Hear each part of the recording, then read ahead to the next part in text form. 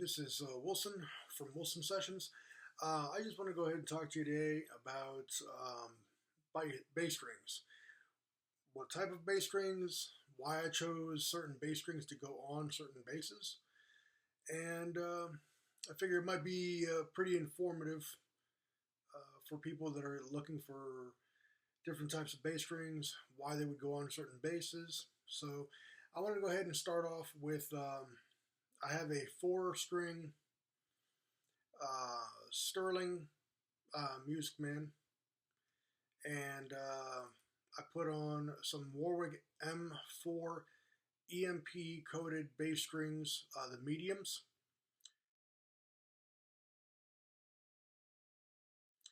I put those on there because they're a little bit on the thicker side from what I normally play. But for a four string, I usually go for like a middle gauge. Definitely a heavier coating, something that has a little bit more punch to it, something that I can really put a lot of pressure on. And the Warwick four string coated are phenomenal. I've never had a problem with them, and they last a very long time. I usually practice quite a bit, and they're the strings to definitely get for that. Next, I would like to go ahead and talk about the DR handmade strings, the Black Beauties, and this is going to be the B6-30s. They're going to be the six string setup, and I usually use these on my acoustic Warwick Aliens. Oh, Earthshake. I usually put them on my acoustic, the fretless. It gives me a little bit more. It sounds like a round wound, but it's smooth like a flat wound. So, but it has the clarity of a round wound. So that's why I kind of like those. And it seems like it puts a little bit less stress on the actual bass itself. I don't really like to use the bronze coated acoustic bass strings, just because sometimes they just don't feel right. And to get a really good pair, it's going to cost quite a bit. So I would normally just get the DR Black Beauties. They actually run. They actually run for a decent price. They're usually they're about like 30, 40 bucks around there. About 40 bucks.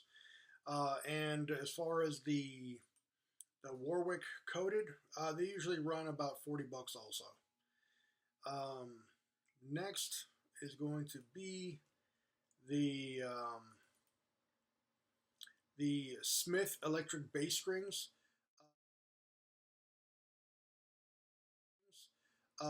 They're usually the RML six string master stainless steel bass strings. I usually go for the lights, which is the 28 through 120s, and they're really nice for the acoustic Alien fretted that I have, the six string, and it's very clear, very punchy.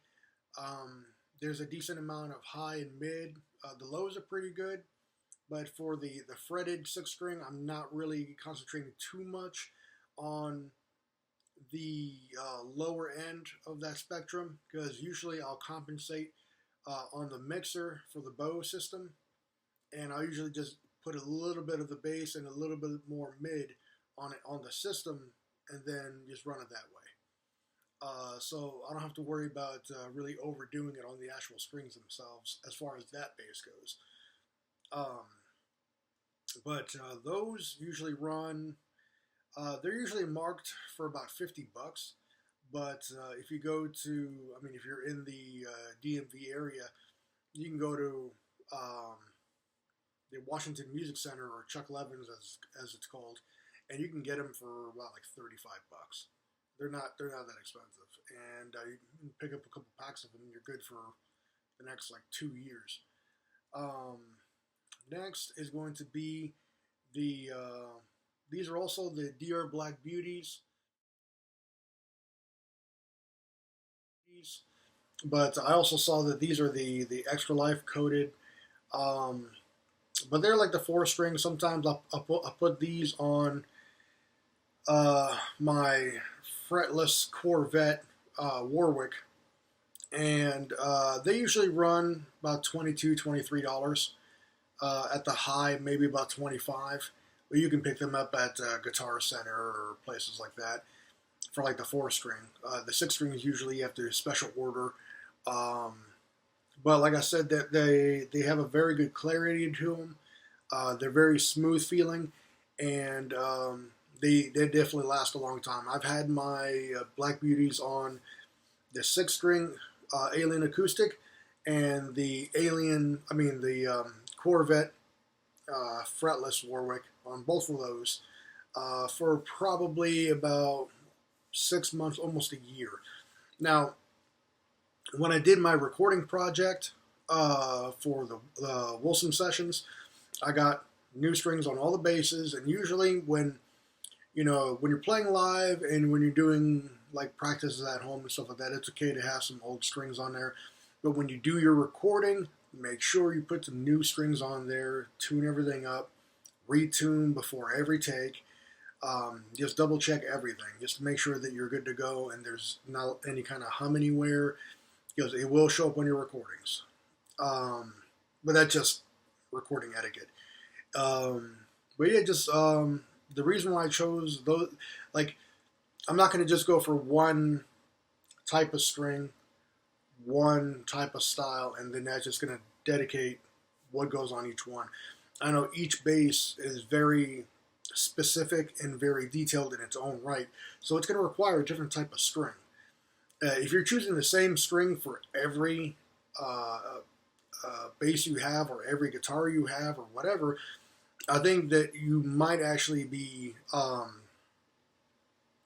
doing yourself a disservice, because there are certain basses that are a little bit more trebly. There's certain basses that are a little bit more mid-range. There's definitely quite a bit of basses that just carry a huge bottom end to it. And you can either accentuate their attributes, or you can basically try to curve it to whatever you want. And I know for a lot of the fretless basses, I usually tend to go for a very mid, mellow, or low tone. For anything with frets, I usually go for a high or bright, or definitely more of a mid-tone. With combined, usually if it's a fretted acoustic, I usually try to go for a mid or maybe a slightly higher gauge and tone for the bass strings, just to accentuate. Like if you have, for instance, bell brass frets, then you're going to require a different type of string. If it's stainless steel for your frets, then try something different. Every bit of these strings will accentuate any part of the bass.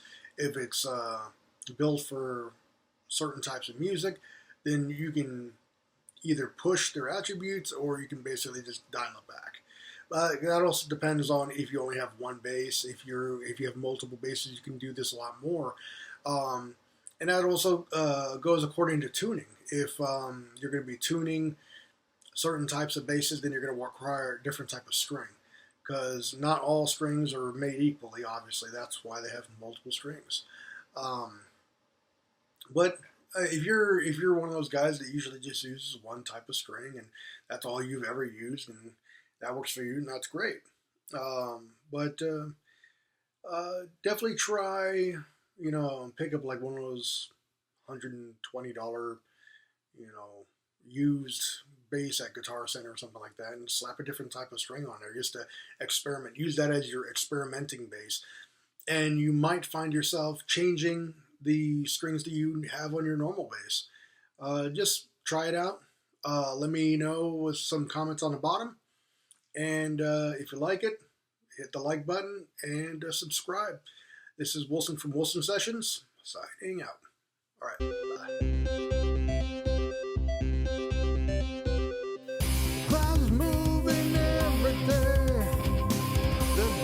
bye.